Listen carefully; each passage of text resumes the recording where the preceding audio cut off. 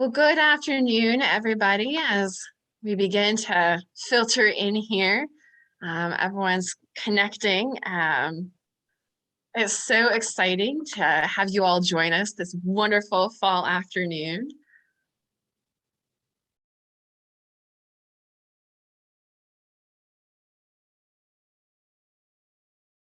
We have a few more who are just kind of going through final connections.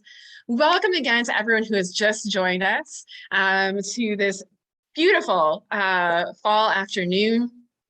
Hi, I'm Kelly Kirk, and I am a board member for the South Dakota Humanities Council. And I'd like to welcome you all on behalf of the South Dakota Humanities Council, which produces this wonderful event, the Annual Festival of Books.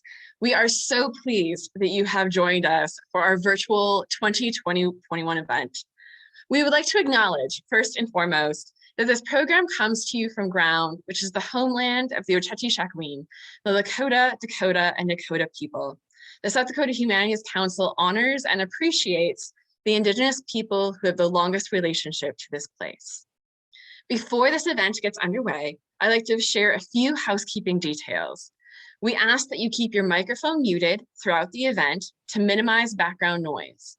If you'd like to ask questions or share comments with today's presenter, please type them in the chat section on Zoom, which you can open by clicking on the conversation bubble at the bottom of your screen.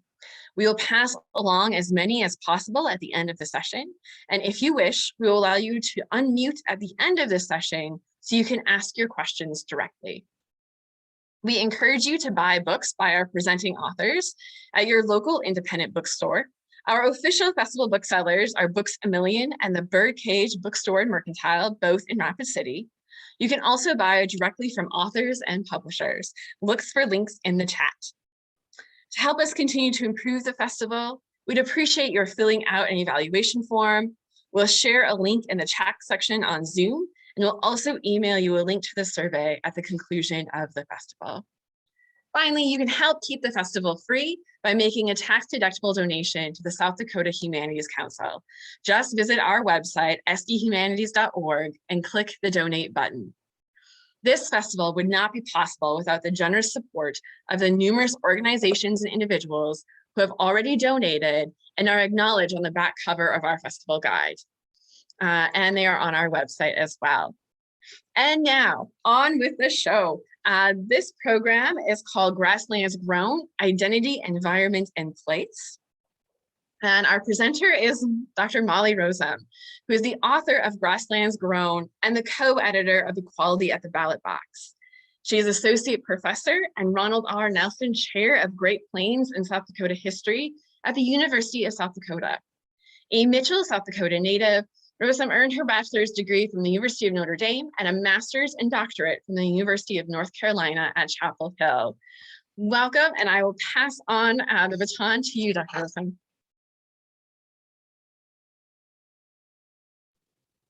Thank you very much, Kelly. I'm delighted to be here to talk about my new book, Grasslands Grown. I'm really excited to share a little overview of the book. I'm going to use a PowerPoint, so I'm going to share screen for that. Let's see if we can get that set up. Seems to be working. And I wanted to tell you that in the chat, I have already posted a link to the University of Nebraska Press website and the page where my book is located. And if you are interested in purchasing the book, Nebraska will give you a 40% discount using the code 6AS21 that is in the chat. So you can use that discount for this book, and I think any Nebraska title you purchase at the time. So have at it.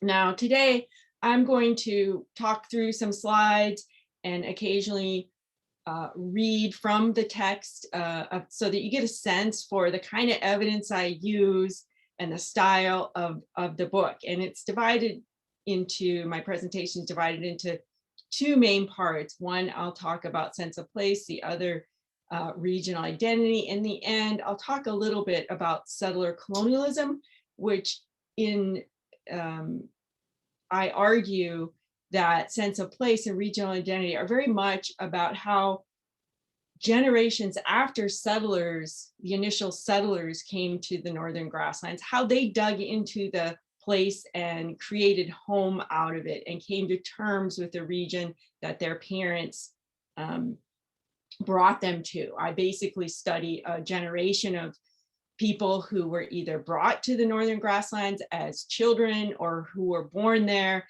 in the late 19th century, starting about 1870 up through the early 20th century being born, and then lived to the middle of the 20th century. So it's this generation that I cut into, and I argue that their creation of place and regional identity is of cultural significance.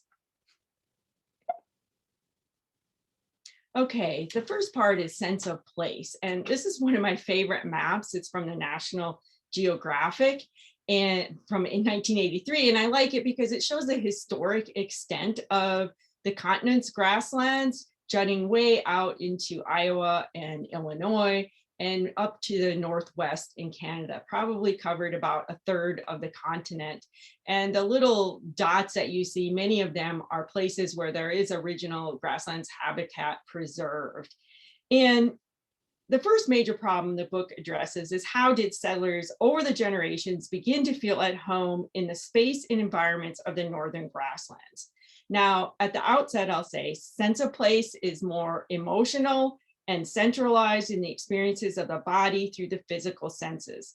The experiences of smells, sounds, shapes, touch or feel of plants, rivers, rocks, soil, trees, atmospheric pressures, and the changing seasons of climate from spring, summer, fall, and from snowfall to snow melt resulted in this generation creating a sense of place. Sight is key too.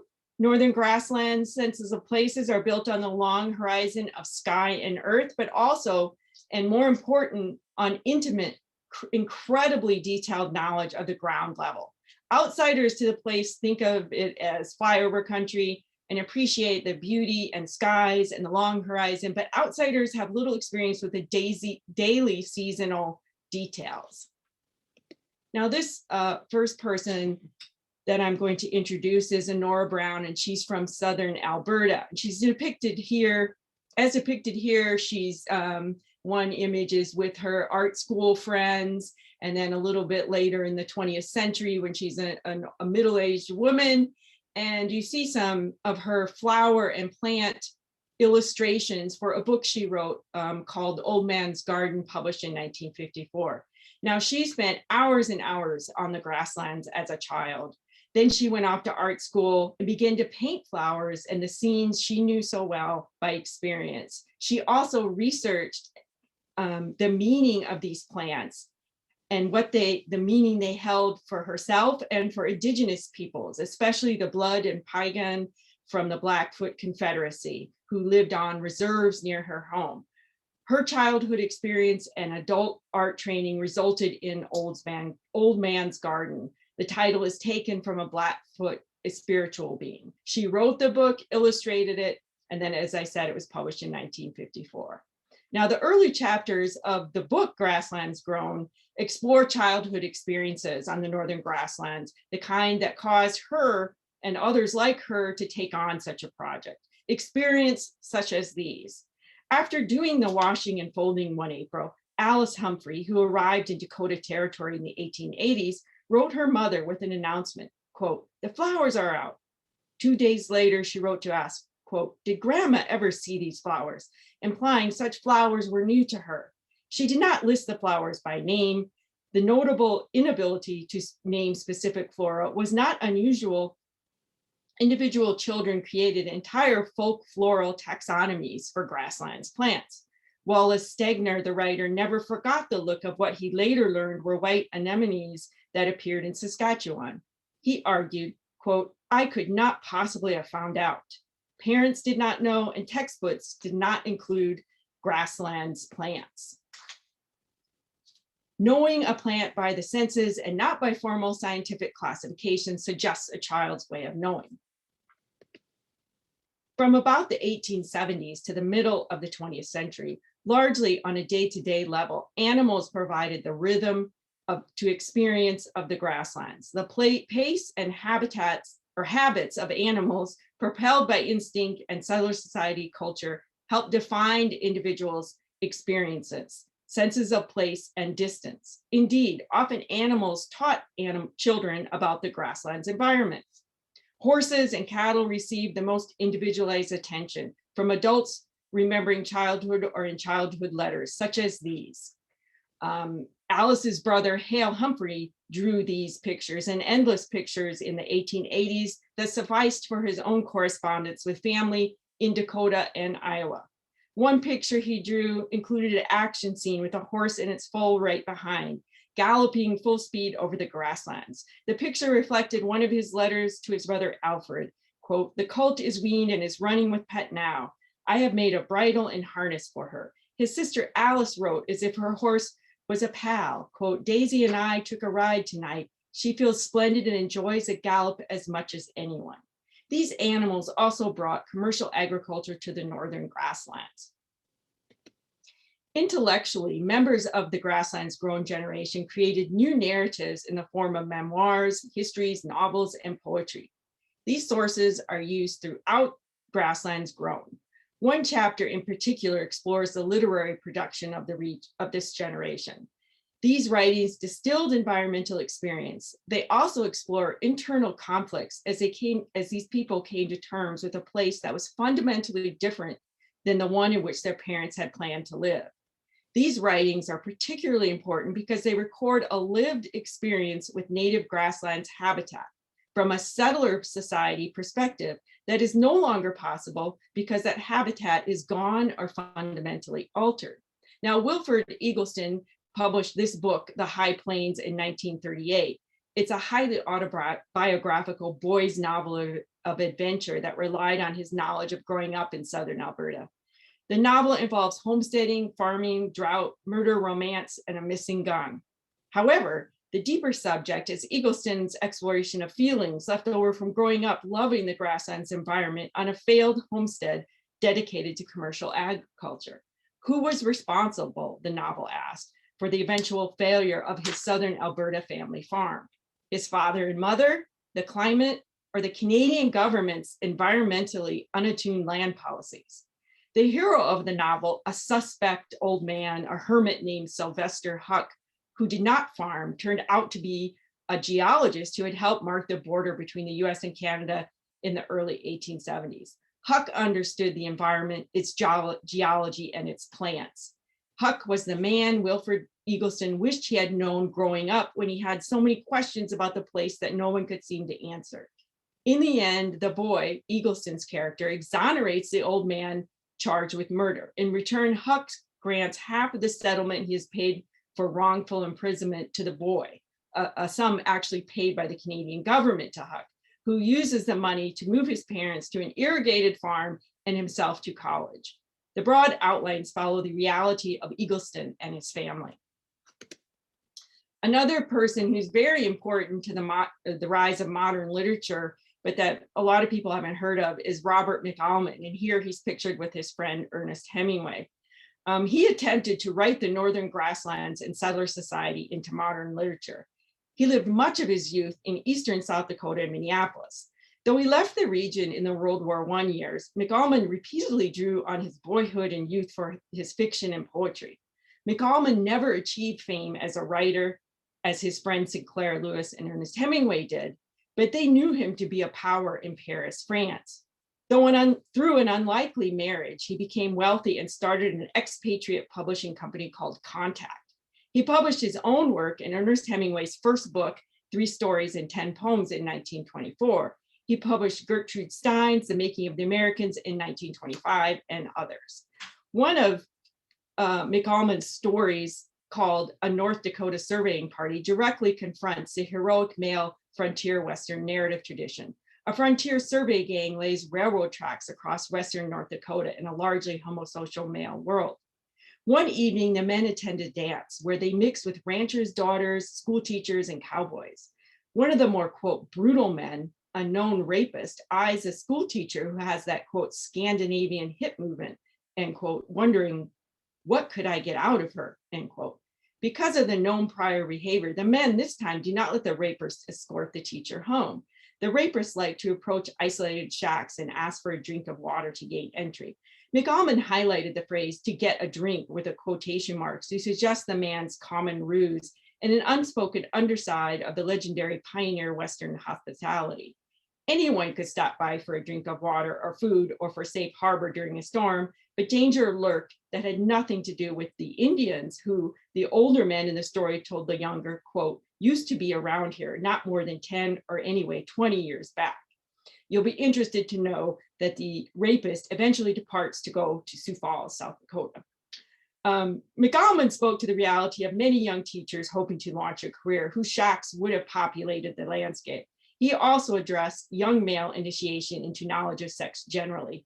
He used rural life and animal behavior to explore the sexual themes prominent in modern literature. Sexual talk was part of traditional rural culture, but it took an indirect form, often in his portrayal of animals and innocent childhood questioning.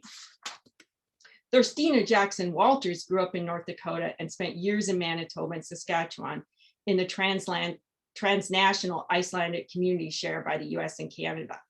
She sought in her book, Modern Sagas, published in 1953, to write herself into the standard immigrant story, writing from the 1920s to the 1940s in a period in which theories of racial hierarchy were prominent. She emphasized Icelanders' appropriateness for North American democracies. In essence, she argued Icelanders were the good immigrants. Walter argued Icelandic whiteness or Viking blood, quote, Viking blood in its pristine purity, end quote, would give, quote, the best in Icelandic racial inheritance to the adopted country. Walters argued Icelanders strengthened settler colonial whiteness on the continent. Also from North Dakota, Arabelle Thompson wrote a memoir in 1946 called American Daughter, and you see it depicted here, and the animal and wagon on the cover as it was published is sort of symbolically important. She had applied to the Newberry Library in Chicago for a regional writing grant, and she explained, quote, to many, I was the first Black child in a land still burying its first white child. In part, the director of the Newberry Library thought her memoir would contribute to a, quote, rational solution of the race problem, end quote. He sent the book to writers Lillian Smith, Richard Wright, Langston Hughes, and Zora Neale Hurston to review. The Indian girls Thompson met outside the Bismarck Indian School disappointed her at first. Quote, she said, there were no wigwams, no squaws, no warriors, only big wooden buildings with little girls in pale blue dresses, their faces not red, their bobbed hair straight and black, end quote. She reported that as an African-American girl, she baffled young Indigenous girls. Thompson had expected to see Indians of the mythic West. She saw instead Indigenous girls undergoing assimilation policies focused on dress, hairstyles, and boarding schools. Eventually, Thompson did make friends with Indigenous children. She had an epiphany at the Mandan Rodeo while conversing with her Sioux friend Priscilla Running Horse, who explained her mother did not know how to speak, quote, American. Thompson recalled having to correct herself on thinking Priscilla's mother must be from the old country, similar to the parents of her immigrant friends who also did not know English and dressed in a native European clothing. The German, Czech, Norwegian, and Icelandic immigrant communities suggested the complex cultural diversity of Grasslands society. Now, another major theme of the book is regional identity. And this map is sort of recent fame, but you can see what it does. It basically, some scholars set out to find all the ways that people mapped the Great Plains. And all of these lines represent different articles and different ways of mapping. And I sort of like it because it shows the diversity and how regions change over time, or it indicates that.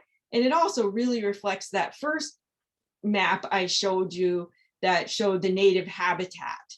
And I think this tells us that, you know, people inscribe the lines of regional regions on the continent, and people claim a regional identity. And these things are not axiomatic. They're not fixed on the page.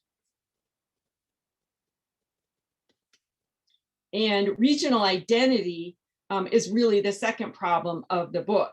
And if you want to put it in a question, it's how did settlers reshape the northern grasslands into cultural geographic reasons? Their pioneer parents migrated to a region in both Canada and the US that was known at the time in the late 19th century as the Northwest or the West. By the end of their lives, the grasslands grown generations lived in the prairie provinces, the northern Great Plains, and eventually for some in the eastern reaches of the grasslands, the Middle West. The regional nomenclature shifted at different rates and in different places with all of these labels, except the Northwest, which receded in the culture, but increasingly those new labels came into use after the early 1900s, but became particularly noticeable with nationwide resonance, especially in the 1930s. By then, periods of cyclical drought and the advent of modern farming changed regional conceptions. Regional identity is more intellectual and geographic in orientation than the emotionally registered, centrally experienced senses of place.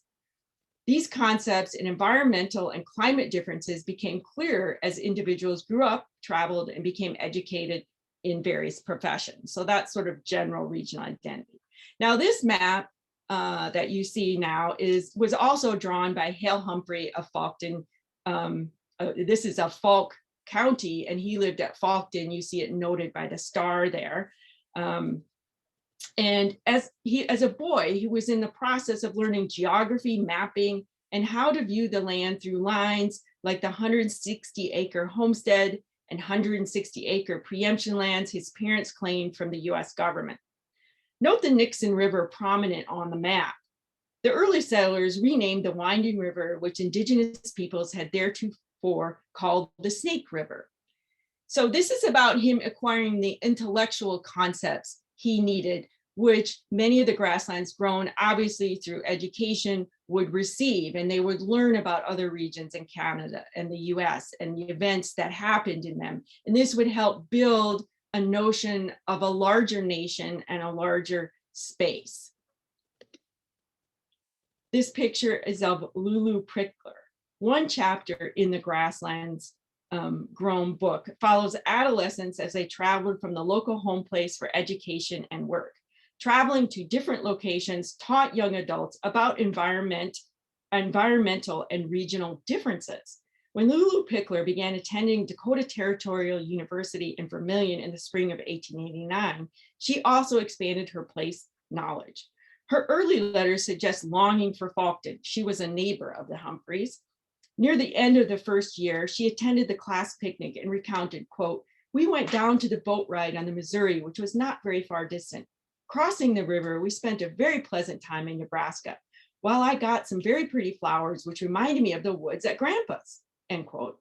Some of these new to her pretty flowers probably dotted Grasslands' wooded river bottoms generally. Pickler reached a sort of environmental epiphany about Vermilion after attending a prayer meeting. Quote, "It seemed almost an ideal night," she tried to explain. Quote, "The trees being here make it seem almost like another state when compared to the prairie," end quote.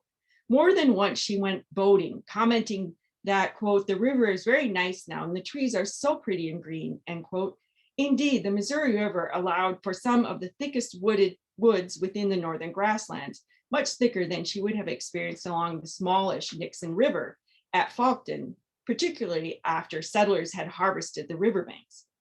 Lulu remained within a larger abstracted orbit of state, but now trees fit into her conception of prairie. At college, along with botany and music, Lulu Pickler learned environmental boundaries did not correspond with those of political lines.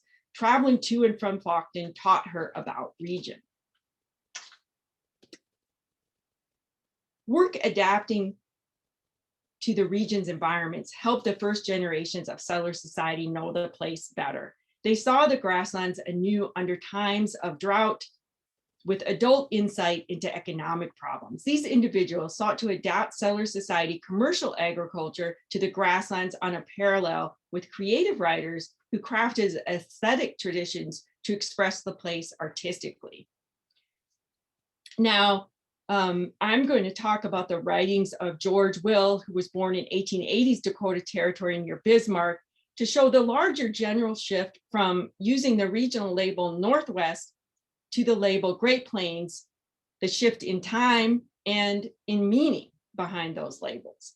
Now you see here, his father founded a seed house, which catered to agricultural and house needs, and they provided trees in the early years for people filing under the Tree Claim Act to get more land.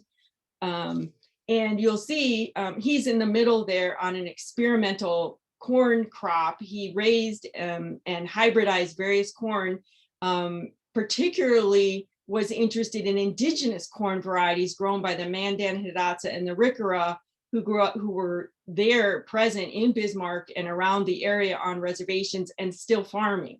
And he became enthralled with this culture, and he felt like these seeds were going to be key to successful settler society farming, and he wanted to use them to increase the security of settler societies in the area. George Will took over the family company in 1917 after his father passed away. The same year, 1917, Will published a book, Corn Among the Indians, of ethnographic research on indigenous corn growing among the Mandan, Hidatsa, and Riccara, still living and still growing multiple traditional corn varieties on reservations where he grew up. There were at least 13 varieties he found in the immediate area, and with his co-author, George Hyde, they found 50 varieties of indigenous corn still being grown at this time.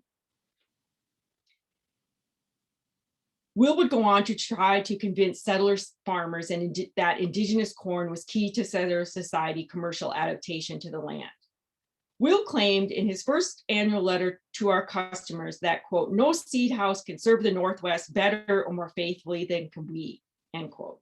The same references to the Northwest in company literature continued throughout the 1920s, with one exception, when the catalog letter in 1922 for the first time referred to the, quote, breeding of seeds, grains, and nursery stock, especially adapted to the severe requirements of the Northern Great Plains.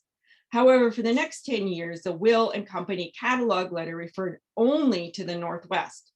George grew up in a family with a business that from its start used the regional label Northwest. That he continued long-used company language does not surprise. The gradual appearance of the label Great Plains, however, represented a generation's changing conception of region. George Will began to use Great Plains or Northern Plains more regularly in the 1930s. In 1937, Will noted, quote, the ability of Northern Great Plains soil combined with Northern Great Plains climate to produce something under even the most severe conditions, end quote. In 1940, he noted the previous year had been the 50th anniversary of North Dakota statehood. He honored the, quote, pioneers who helped build these Great Plains states, end quote. His letter contained the word Great Plains 5 times with no mention of the Northwest, as if Will had gained new insight. From this point on, the company, without changing its name, began to use regularly the regional label Great Plains, often Northern Great Plains. Drought in the 1930s pushed Will towards a Northern Plains identity, in which he now gave increasing thought to the problem of aridity in a northern growing context.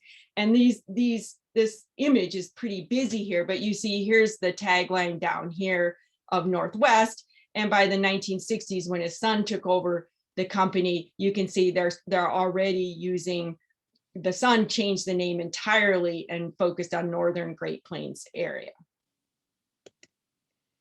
Wallace Stegner, the writer, some 25 years younger than George Will, over a lifetime came to identify with an arid West, which included the northern grasslands, but ambiguously.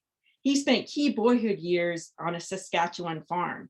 Eventually, he drew a line of aridity at the 100th meridian line of longitude in the United States east to divide the East and the West in the United States.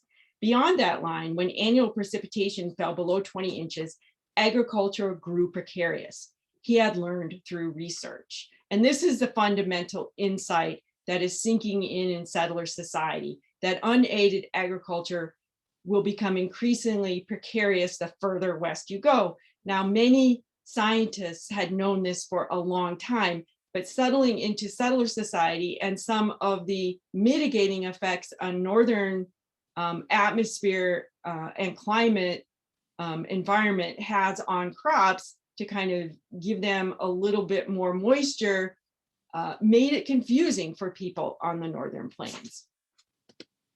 And here you see the 98th meridian and the 100th meridian. These were the lines that people debated and still debate and talk about a shift in the way agriculture can be grown. Only after the limits of unaided, unirrigated commercial grain agriculture became popularly accepted could a line between the Middle West and West be drawn more certainly straight through the North America's northern grasslands. Settler society raised precipitation above grass, geology, and topography in modern regional definitions. You see here, this map comes from a book Walter Prescott Webb wrote in 1931, where he had an extensive mapping for the Great Plains, and he used the 98th meridian, but he also looked to grass as a unifying component. Lines of aridity, however natural in terms of precipitation patterns, suggest that broad grasslands in the interior North America need be seen only in highly capitalized row crop agricultural terms.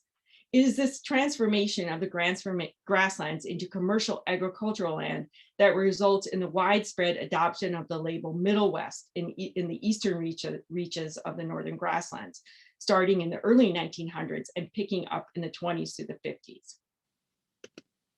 Now, I like this particular photograph. It's outside of, it's the South Saskatchewan River near Saskatoon.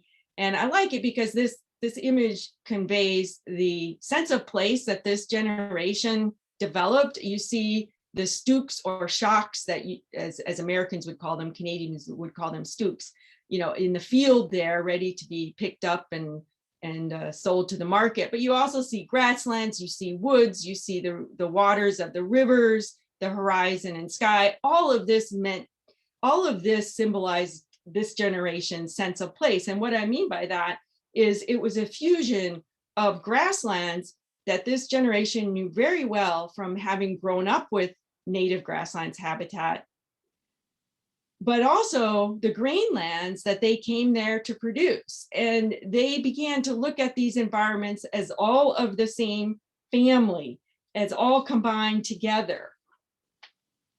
Residents now refer to the prairies and plains, almost without regard to the amount or even presence of native grasslands habitat within the total mix of species. They wanted to preserve elements of the grasslands while keeping and instituting commercial agriculture. And it's a small farm family agriculture. This is before the 1950s, before the post-World War II great disjuncture in agriculture, which we're familiar with today, with the chemical fertilizers, pesticides, insecticides, which took agribusiness to a whole new level. Now, this is the Will brand logo. You see, it's a nice covered wagon with a woman holding a baby and presumably her partner or husband, on the horse next to her. And I guess I want to start moving into my conclusion by saying that creating place and geographic regions constituted new ways to claim land or transfer space to settler society, or in other words, a new phase of settler colonialism. By expressing a sense of place or feeling at home in the space, the grasslands grown sought to embed themselves and their culture in the space, to claim the land for themselves, to claim settler colonial belonging. The adaptation of modern agriculture to regional environmental constraints became these generations' contributions to settler colonialism on the ground level, whereas their parents, in the classic theory of settler colonialism, claimed land through homestead policy, the Dominion Lands Act in Canada, and in this way claimed that land and pulled it into the nation states of Canada and the US out of the public domain. And even when they failed, their land went to the private market, not back to Indigenous peoples in the idea or plans of the nation states of Canada and the US. Let's see. Interestingly, however, I also found that those who seemed most interested in figuring out how to live in the Northern Grasslands environment, such as Honora Brown and George Will, who seemed to feel the loss of native grasslands habitat they knew as children the most, were also the ones who had tended to grasp the consequences of environmental change and the advent of settler society for indigenous individuals and nations. Such consequences did not register among all settler colonials. All too many remained ignorant, unquestioning, and changed little over their lifetimes. One egregious example of this would be Effie Laurie Storer of Saskatchewan.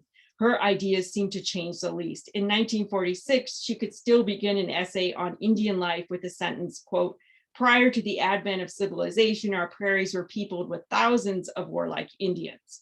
To her, quote, "Indians possessed a mysterious and an almost uncanny sense of the land, most closely resembling migratory animals," end quote. In her mind's eye, quote, "Indians roamed around with coyotes on the vast plains." Storer had an interest in indigenous life, but it centered not on what she might appreciate or understand from Plains Crees in her neighborhood.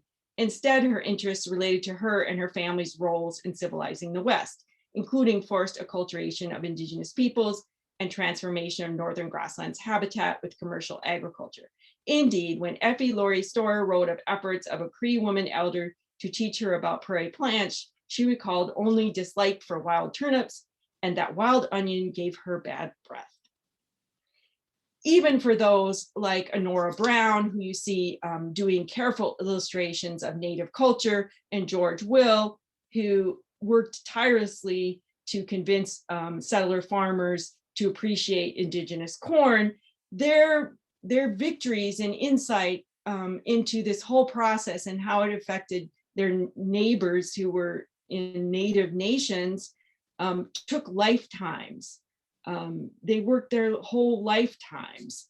The most sensitive of the Grasslands generation, such as Brown, tried to teach other settler colonials about the value of indigenous cultures and native grasslands habitat, or like George Will, question what might have been done differently. But the line between even their hard-won appreciation of indigenous cultures and appropriation is thin.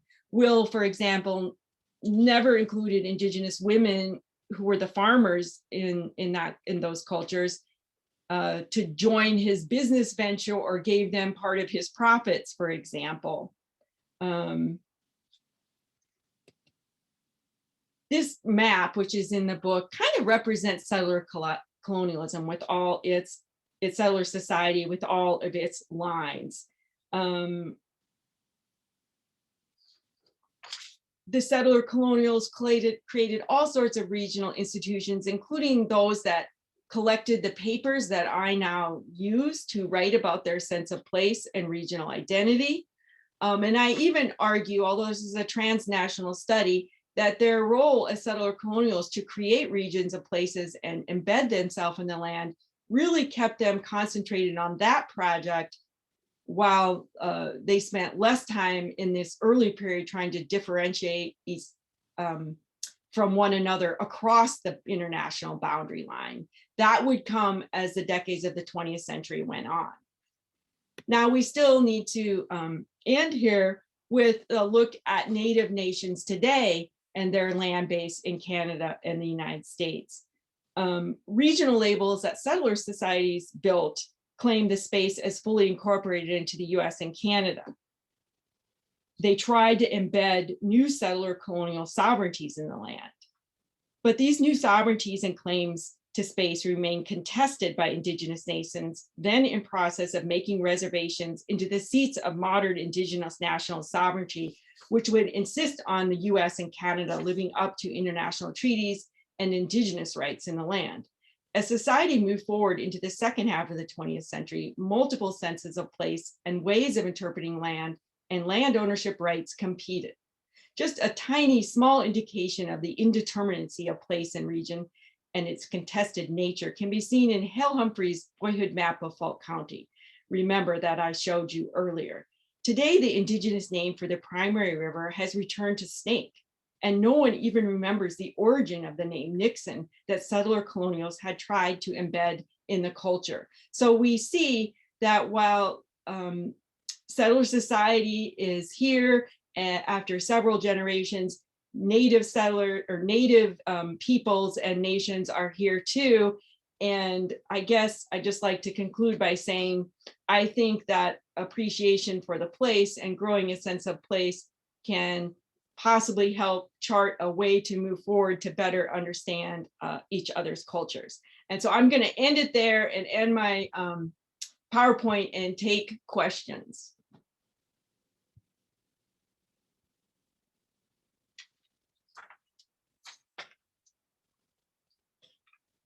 Does anyone have any questions? I have one I was going to. Or comments. Comments are welcome too. First of all, your illustrations and maps are absolutely incredible. It's so fun to look through those. I did have a question for you. What got you, what interested you so much in kind of this connection between one's identity and connection to place? It's such an interesting way to approach the story, and it sounds like it could be kind of a hard discussion to have as we're trying to define these changing notions of identity and place. Well, that's a good question, and I think in some ways, as a historian, I've been influenced by new questions in history, and some of them having to do with the history of the census and people looking at how people interacted with space and how one's sensuous life and how people lived in a particular time period is influenced by the environment around them, whether the natural environment or the built environment. And then also, I mean, kind of related to your question is regional, the history of regions, right? And quite a long time ago in the history of the American West, which is my primary field, people started asking this question about where the West is. And, they would try and, divide it up and use these lines like the 98th meridian, the 100th meridian, and no one ever questioned what those lines were. People tended to ask all sorts of questions about place and what is the place and what is the process and the frontier, but no one seemed to question it. As someone who grew up in South Dakota, who grew up in the northern grasslands, I knew that this line ran through a culture that had many ways to connect. And so I thought about, well, we need to historicize the concept of region. So it's essentially, I'm coming at this from an intellectual point of view, immersed as a professional historian in ideas and questions and concepts that historians have raised to the fore, but then also from a personal point of view. I mean, I grew up here, my grandparents and great-grandparents were all settler immigrants to the region, German, Czech, Irish. And so I grew up with these same stories. I sort of lived, this life, or inherited some of these ideas and thought a great deal about how we move forward as this settler society and with our growing indigenous nations and their populations in the state. So all of that, I mean, it made me wonder, okay, how do we relate to the land? Did settler society actually form senses of place that were more in tune with the land than their parents had predicted or had thought they would find? Their parents did not want to adapt to anything, right? It's this generation that does the adapting. And the question was, who did adapt? Many people left. Those who stayed, how did they adapt? Sort of trying to look at the origins of settler society, but also trying to take it beyond what we call settler society or the pioneers. What happened in the next generation? Also an area that is far too understudied in the field of the history of American West or the Great Plains. Long answer to your question. I promise not to be that long on all questions. Absolutely no worry. It really helped kind of situate your work. It just, we have another question that came in.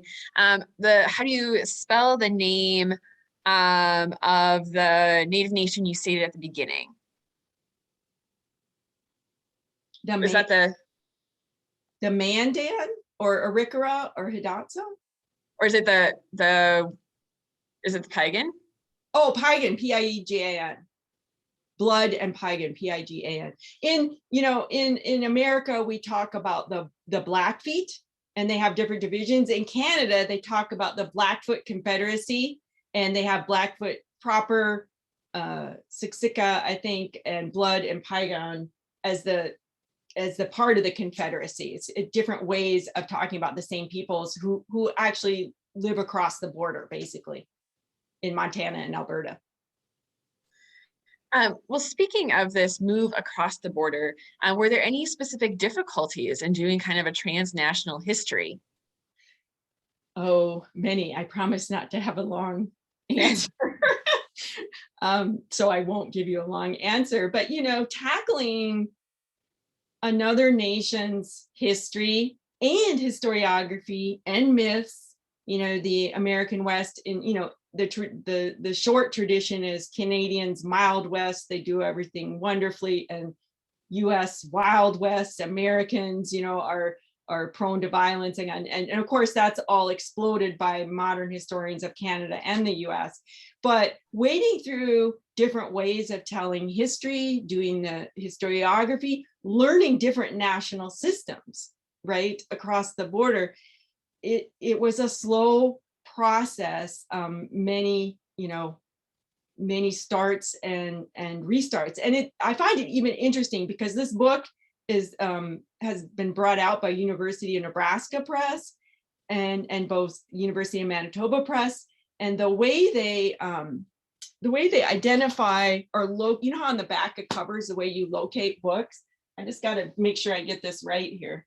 Of course, I have it right on my shelf behind. The Nebraska book locates it as American History, Great Plains, Canada. The Manitoba issue, it's the same book, but they have a slightly different color and cover and slightly different endorsements.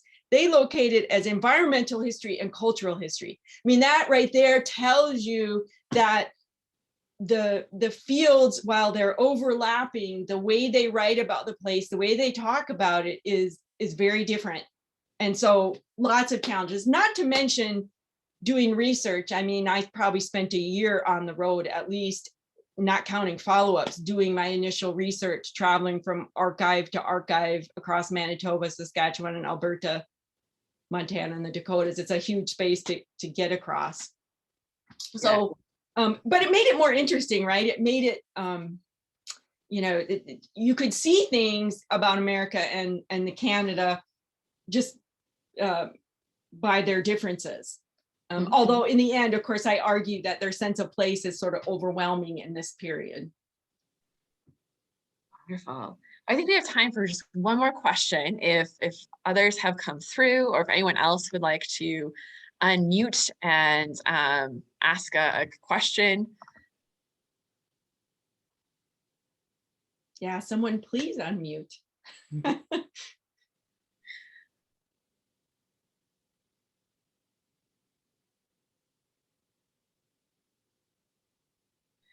See anything else coming through chat?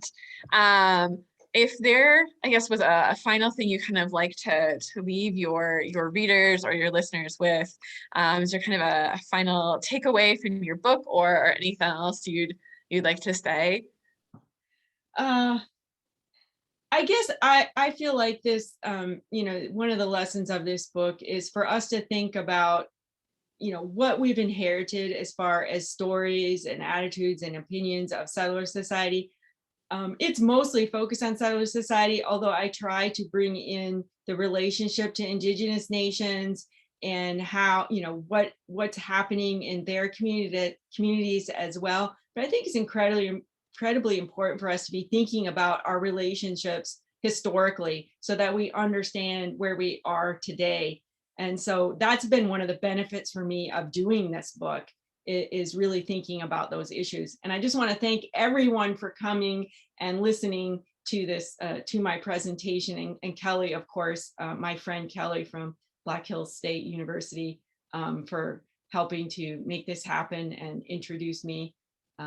See some friends out there in the audience. Thanks for coming. I am so excited. Your book is beautiful, by the way. And I have it with me, and I'm excited to begin. Thank you so much. On behalf of the South Dakota Humanities Council, thank you, Dr. Rozum, for sharing your expertise and for sharing your book with us. Thanks to all of you on Zoom for attending this afternoon.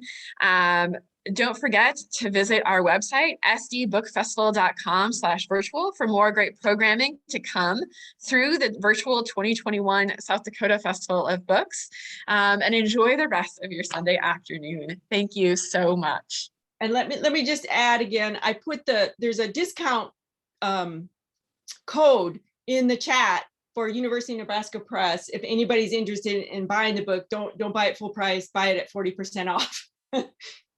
Thank you.